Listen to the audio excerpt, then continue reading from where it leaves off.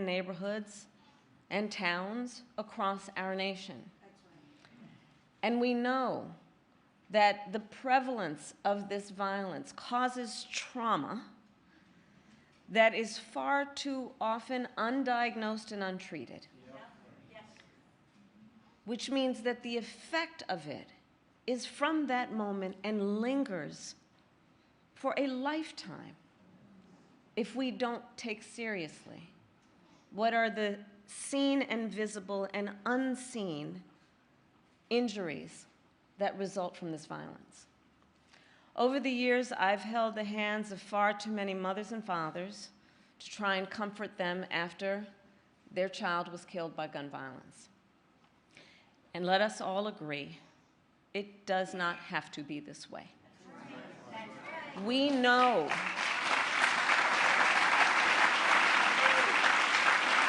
we have in our possession, we know how to stop these tragedies. And it is a false choice to suggest you are either in favor of the Second Amendment or you want to take everyone's guns away.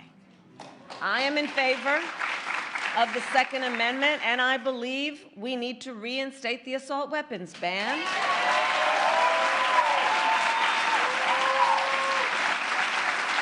And pass universal background checks, safe storage laws, and red flag laws.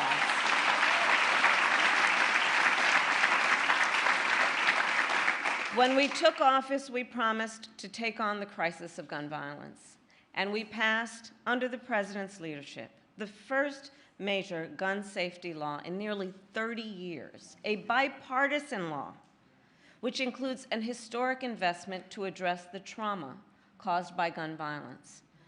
We are hiring 14,000 new mental health counselors in public schools across our nation. We need to hire more. We need to hire more. But it is the single largest investment in student mental health in history. And for as much as we have accomplished, more must be done. We need more leaders. We need more leaders like the leaders in this room, in Congress, who have the courage to take action, to stand up to the gun lobby, and to put the lives of our children first. Last week,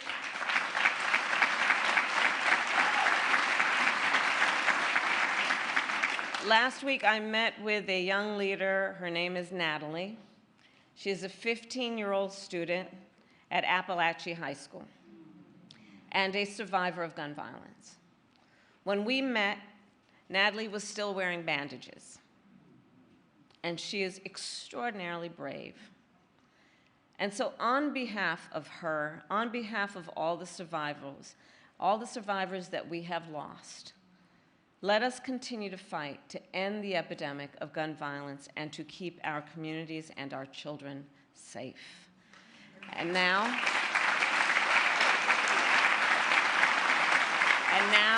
it is my great honor to introduce a leader and a friend who understands the urgency of this crisis. He is a mayor who knows firsthand what it is like to lose a loved one to gun violence and to see his community shaken by tragedy.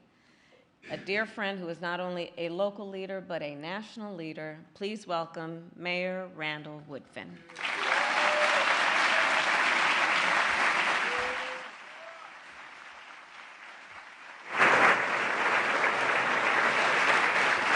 Thank you.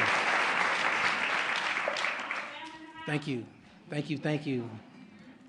Thank you, everyone, and thank you for the introduction, Madam Vice President. As stated, my name is Randall Woodfin. I am honored to serve as mayor of the city of Birmingham, Alabama. I want you all to know that I am not here representing myself. I am here representing the 200,000 residents I serve. Gun violence. Gun violence is what I would say, very personal to me. Because I know the scream of a mother when her child is killed. I know that because I heard it from the voice of my own mother when my brother was killed by gun violence.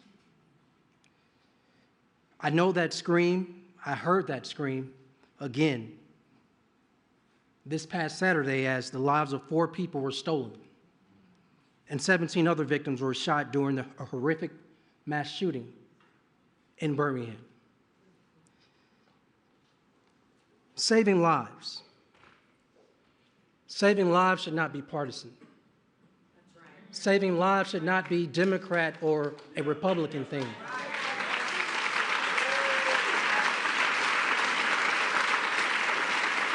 Saving lives, everyone. Saving lives shouldn't even be political. Saving lives is the most American thing we can do together.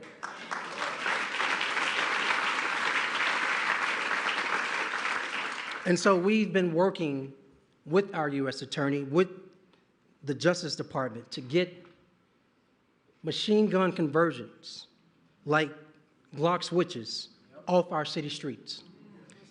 But still, my community, and I imagine other communities, are still finding the use of these devices at crime scene after crime scene. And so that is why I'm grateful to our president. That is why I'm so grateful to our vice president as well, who today are taking more action to help people not only in Birmingham, but across our country.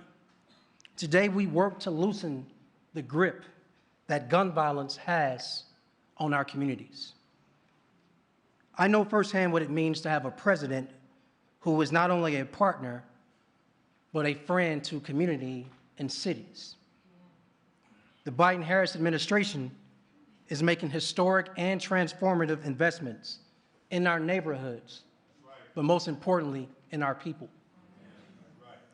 Instead of being overlooked, I am happy to stand on this stage and tell you we have a president who not only sees us, but truly believes in us. And that is why it is my honor to introduce President Joe Biden, who has been a true friend to Birmingham, Alabama.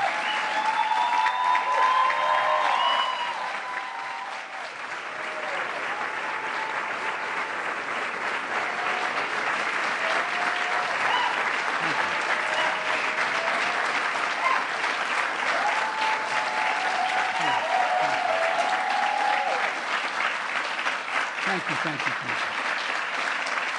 Please, thank you. Thank you.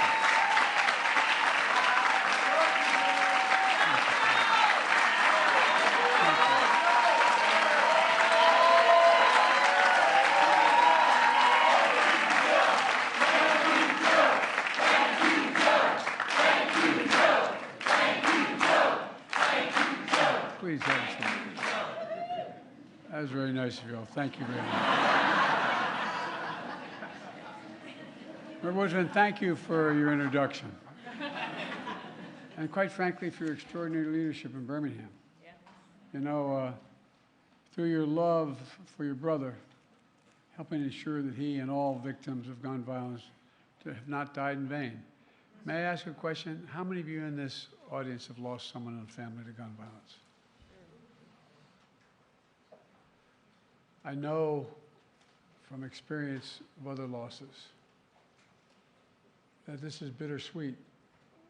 We want us to be doing this, but it brings back the very moment it happened, no matter how long since it's occurred. You're here and you remember. Remember the first time you heard my son, my daughter, my mother, my father, my brother, my sister, somebody you lost. I know the feeling in a different context, and it's heartbreaking. So thank you for the courage to be here.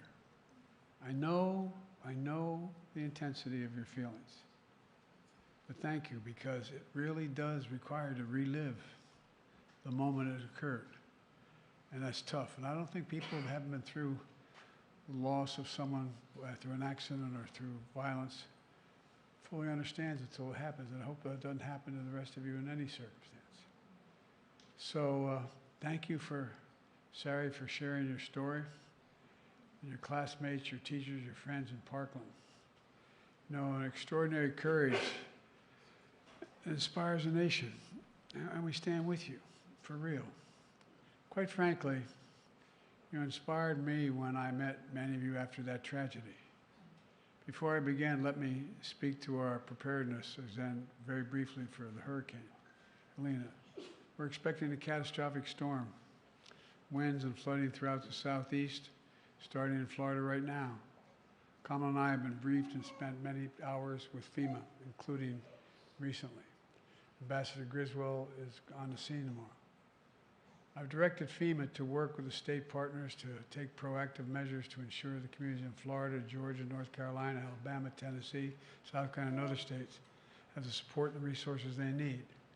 That includes improving pre-landfall emergency declaration requests from the governors of Florida, Georgia, North Carolina, and Alabama. In my direction, more than 1,000 federal personnel have already been deployed to those areas.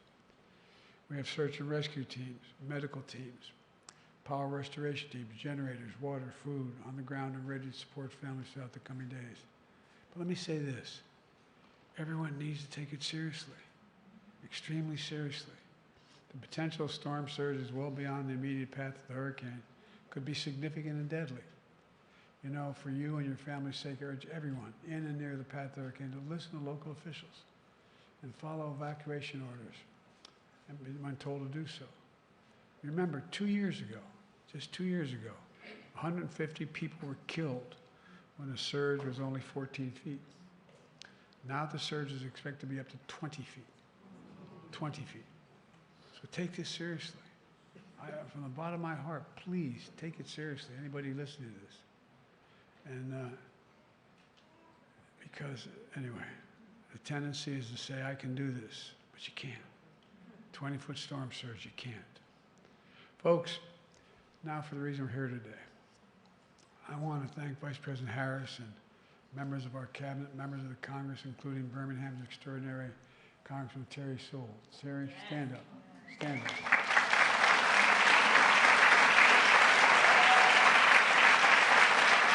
I want to thank Congressman Mike Thompson. Mike, stand up.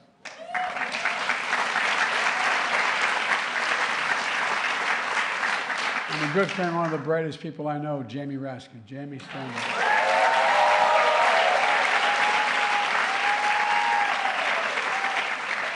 And Congressman Maxwell Frost, who started by organizing opposition to gun violence, is now the youngest member of Congress.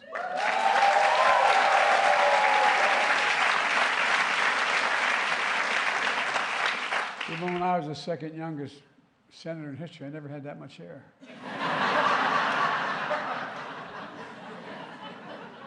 And Representative Lucy Macbeth, whose son Jordan was killed by gun violence.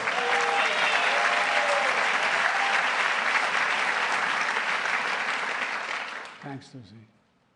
Thanks for being here. I know events like this are difficult. Look, folks, I want to thank you for the courage, and I also want to thank the chiefs of police and sheriffs, to all the advocates and allies, and especially to the survivors and families, many of whom I've met with. Jill and I have gotten to know some of you very well over the years. Thank you for being here. With absolute courage, you've turned your pain into purpose.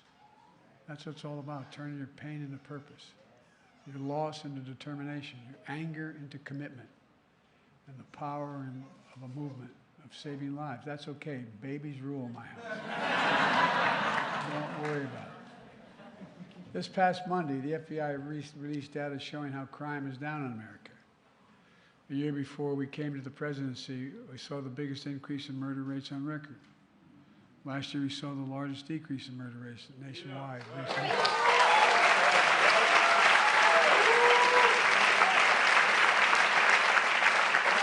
Thanks to guys like you wearing those uniforms. The homicide rate in 2023 was 16% below the year before we became president and vice president. In the first half of 2024, in large cities across the country, homicide rate dropped another 17%. Last year, we also saw the lowest rates of all violent crime in more than 50 years. Murder, rape, aggravated assault, robbery all dropped along with burglary, property crime. It matters. And together we're making clear, if you want to talk about reducing crime and violence in America, you need to talk about guns in America.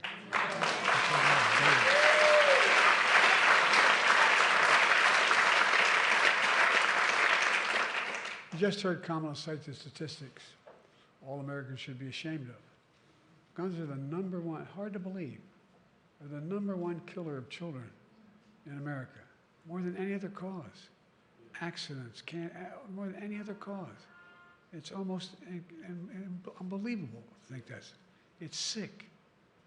Last year, after another school shooting, my predecessor said, like some members of Congress say, just, quote, just get over it.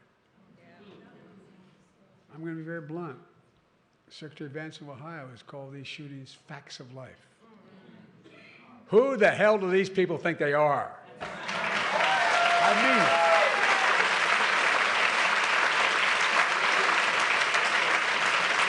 Think about it. The only industry that is exempted by law from being investigated and being dealt with is the gun industry. Imagine had that be the case with the tobacco industry. What cancer would be like. I mean it sincerely. Think about this. This time last year, we stood in the Rose Garden to launch the first ever White House Office of Gun Violence Prevention.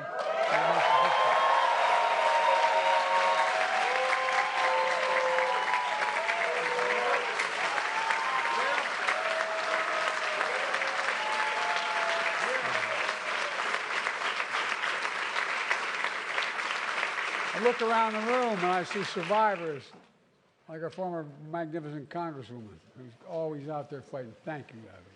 Thank you, Abby. You know, it's staffed by gun violence survivors and experts overseen by our incredible Vice President. The purpose is to drive and coordinate the government in a nationwide effort to reduce gun violence in America. Over the past year, we made tremendous progress. More background checks required for firearms sold at gun shows online. New interagency response teams to support communities after mass shootings. And I've been to all but 3 mass shootings in the United States of America and spent time with surviving families, many of whom I see here in this audience, because it's important to raise up what's happening. Most comprehensive federal guide ever on safe gun storage and firearms. First ever Surgeon General's advisory declaring gun violence to be a public health crisis.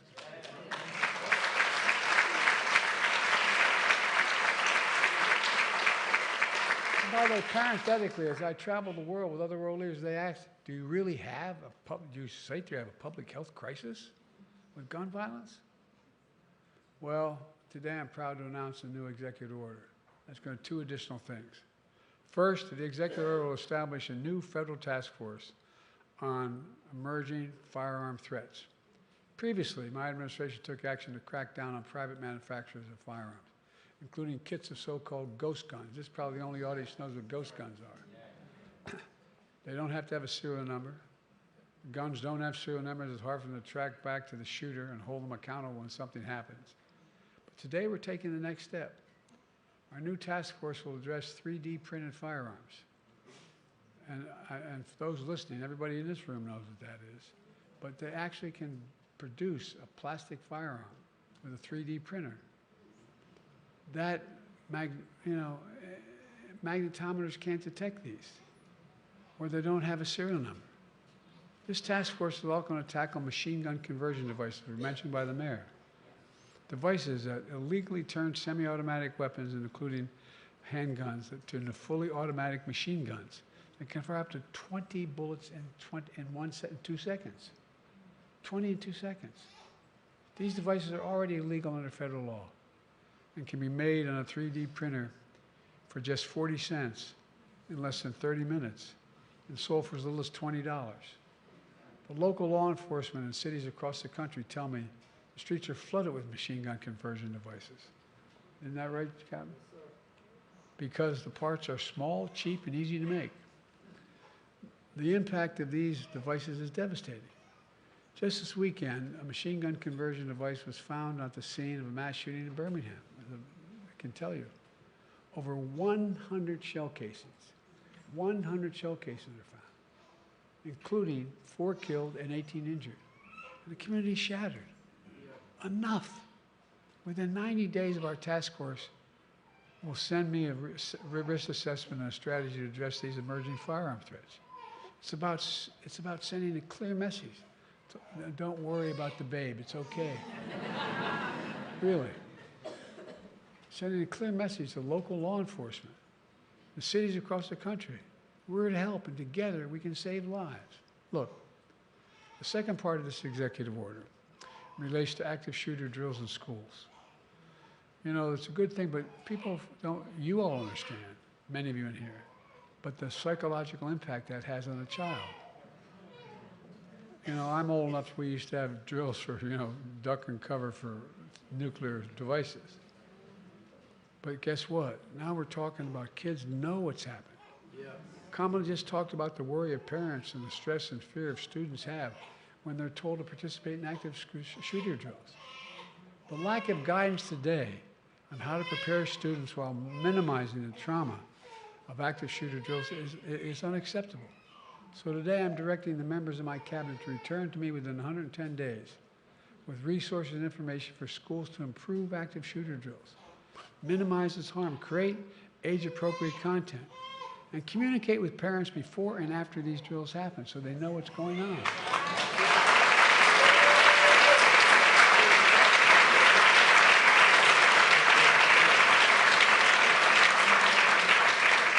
Folks, we just have to do better, and we can do better. But that's not all. Today, administration is also announcing a whole series of new actions to address gun violence. We're releasing a new tool with resources to help schools communicate with parents about safety of storing firearms in their homes. And by the way,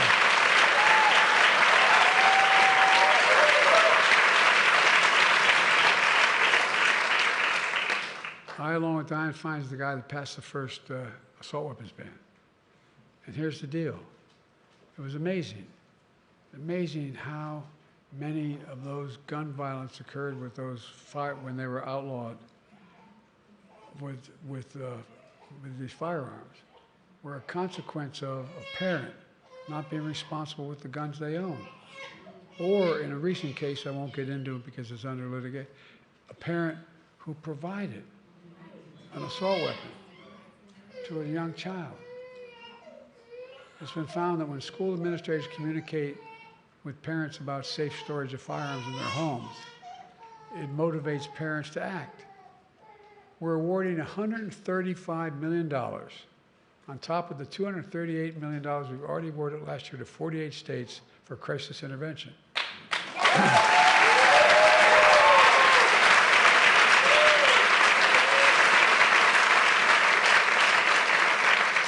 Including tools like red flag laws. I'm going to say, be very personal here. My son was Attorney General, is the first state in the nation to institute that statewide. Temporarily removing firearms from those who are a danger to themselves and others. Yes. Right. Well, it's important.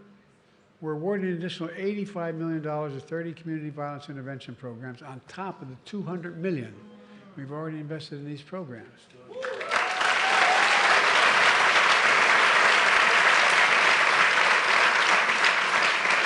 As you all know, these local intervention programs stop shootings before they happen, utilizing trusted messengers, community members, leaders to work directly with people at risk or the most vulnerable to gun violence.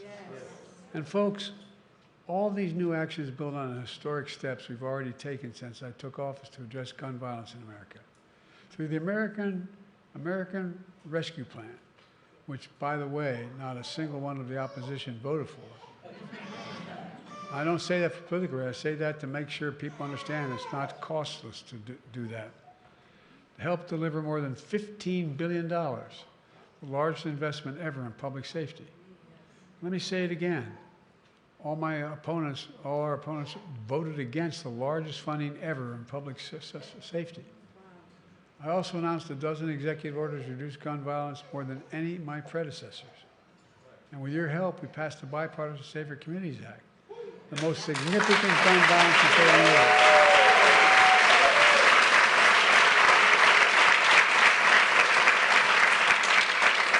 And so many things because we had a first-rate prosecutor who had an incredible experience dealing with these things. Among many things is strengthened background checks for anyone under the age of 21 seeking to purchase a firearm. Since we implemented the background check system last year, we've kept almost 1,000 guns out of the hands of people under the age of 21. But folks, the law also invests over $1 billion, the largest one-time ever investment ever in seeking to deal with mental health issues in our schools.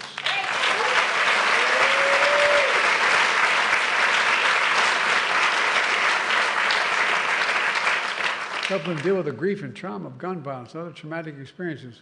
We spent a lot of time, didn't we, with those kids? Afraid to go back to school.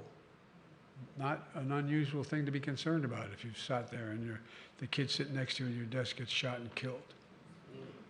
My former Senate Deputy Chief of Staff is here with me today, Roger Harrison, sitting in the back there.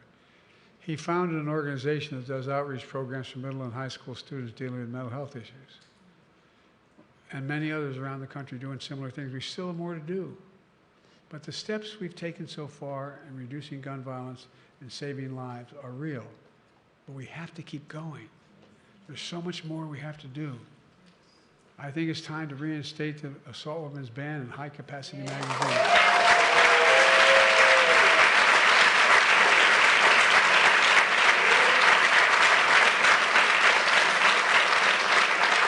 When I was a senator and I introduced the first effort to ban those weapons, I literally was walking through the swamps of the in southern Delaware, down in the area where the swamps and ridges are. There was a guy fishing. And he looked at me and he said, "Biden, what the hell are you going to take my gun for? What do you take my assault weapon?" He was fishing. And I said, "True story." And I said, "You need that?" He said, "Yeah." I said, "You must be one hell of a lousy shot. And I don't see a lot of deer running around here wearing Kevlar vests." So, "Well, that's not, why do you have it?" "Well, I hunt." "You hunt like hell." Look, it's time we establish universal background checks. Universal. And require safe storage of firearms. I mean it. Start holding parents accountable for being negligent.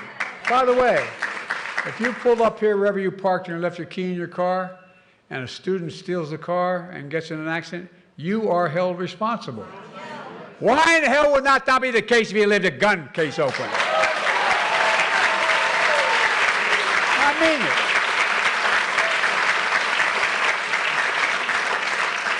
it. And I've been fighting for this. I'm going to continue after I leave this office. End immunity for the gun industry. End it, end it, end it.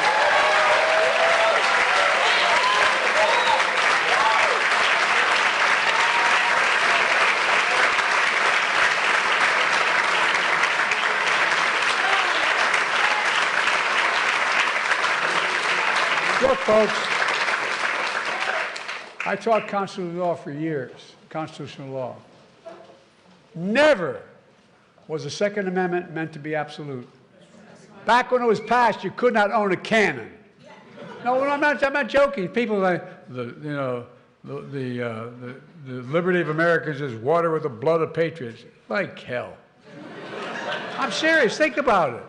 Think about it. It was never absolute. Never, never, never, never. It's time we increase funding for the Bureau of Alcohol, Tobacco, Firearms, and Explosives.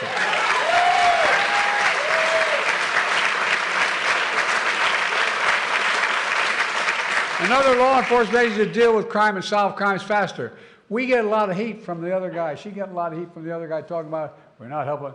We're the ones funding cops. We're the ones funding these things. It's time to increase funding to help victims of crime and support community groups helping and hurting people hurting from gun violence. I really mean it.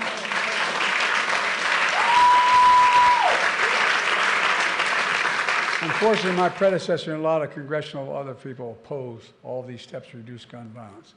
Instead, they tried to stop the crackdown on ghost gun kits, by the way. Well, that's a real big deal. I mean, we can't deny the Second Amendment right to, give me a break. If they got their way, criminals could traffic guns and commit crimes. Congressional opponents are trying to defund the Office of Gun Violence Prevention. There's an amendment to defund the Office of Gun Violence Prevention. Bless me, Father, as we say in my church. They attacked the FBI and want to abolish the Bureau of Alcohol, Tobacco, and Firearms and Explosives. By the way, that's written out, which is responsible for fighting gun crimes. Folks, you can't be pro-law enforcement and be anti-FBI and ATF. That's outrageous.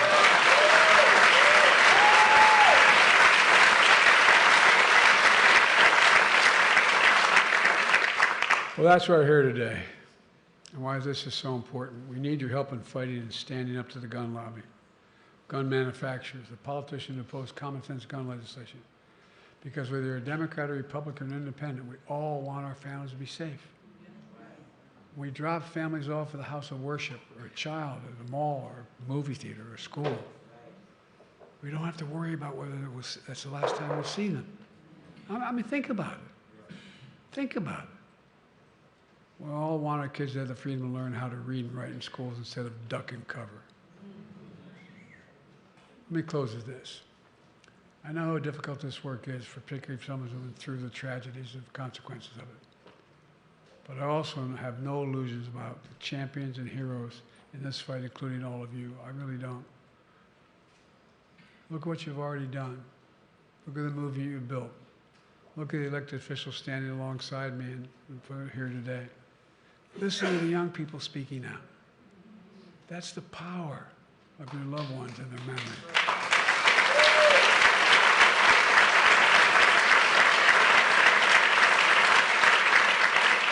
And that's the power of this movement. It's the power of America. We just have to keep going, have faith in who we are. Yes. Ladies and gentlemen, we're the United States of America. There is nothing beyond our capacity. Nothing, nothing, nothing. I mean that. I swear to God, I know I look like I'm only 40, but I'm 100 years old. Been around a long time. I really mean it. There's nothing beyond our capacity. We're the only nation in the world, as a student of history, I can tell you, that's come out of every crisis stronger than when we went in. And we got to come out stronger now. Now I'm going to sign this executive order. Thank you, thank you, thank you.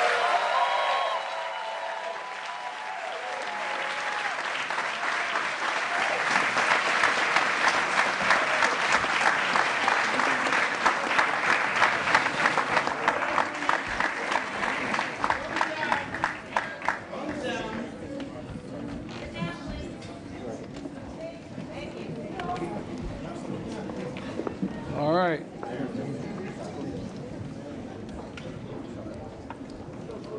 What I'm about to sign is combating emerging firearms threats and improving school-based active shooter drills. Never thought I'd have to sign something like this, but we do.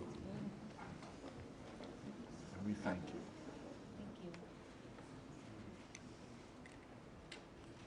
Bravo.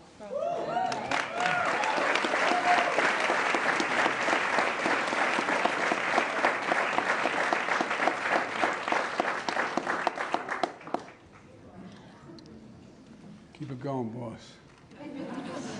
Thank you. Distinguished guests, please remain in your seats for the President and Vice President's remarks. Thank you. All right. By the way,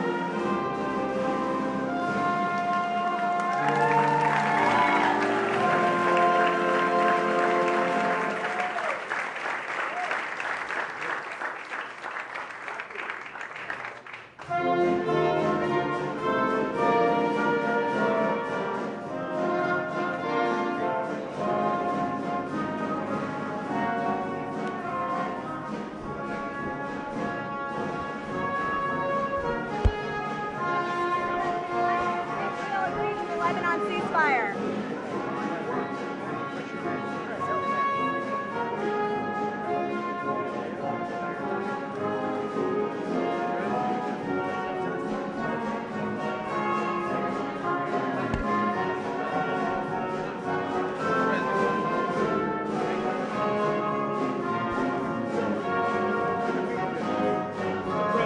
Mr. President, why hasn't...